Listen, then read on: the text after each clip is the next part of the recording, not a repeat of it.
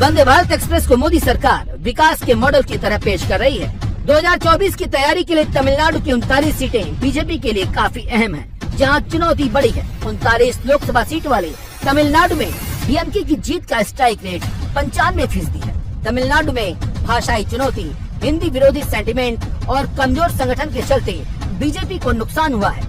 2014 में मोदी की सुनामी के बावजूद तमिलनाडु में बीजेपी प्रदर्शन नहीं कर पाई। 2019 के चुनाव में बीजेपी और एआईएडीएमके साथ आए, लेकिन बीजेपी के साथ साथ एआईएडीएमके का भी सुपड़ा साफ हो गया। ऐसे में बीजेपी तमिलनाडु में हर मुमकिन कोशिश कर रही है कि किसी तरह वहां पार्टी का जनाधार बढ़े। 2019 लोकसभा चुनाव में कर्नाटक में बीजेपी का स्ट्राइक रेट 89% रहा, जबकि कांग्रेस का 7%, और इसीलिए बीजेपी विधानसभा चुनाव और लोकसभा चुनाव दोनों में अपने इस गढ़ को मजबूत रखना चाहती है।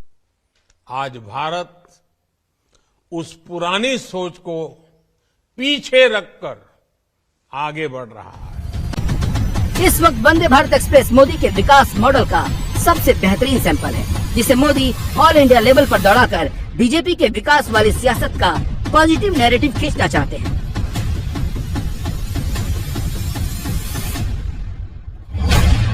अगर आप मोदी की वंदे भारत नीति को देखें, तो चाहे पहली वंदे भारत ट्रेन दिल्ली से वाराणसी रूट पर हो, जिसने पूरे यूपी को मोदी सरकार के विकास मॉडल का मैसेज दिया, जहां पर बीजेपी का स्ट्राइक रेट 82% रहा है। छठी Vande Bharat express train Bilaspur Nagpur route से शुरू हुई।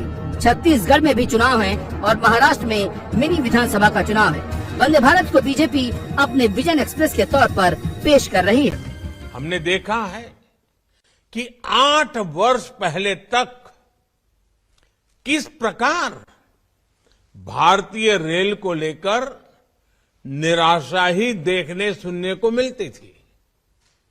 सुस्त रफ्तार, गंदगी का अंबार, टिकट बुकिंग से जुड़ी शिकायतें, आए दिन होती दुर्घटनाएं,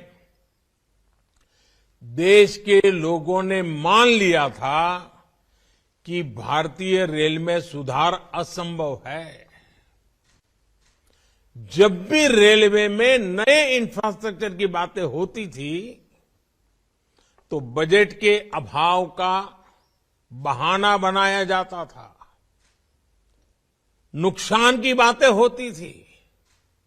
लेकिन साथियों, साफ नीयत से, ईमानदार नीयत से हमने इस चुनौती के भी समाधान का निर्णय किया।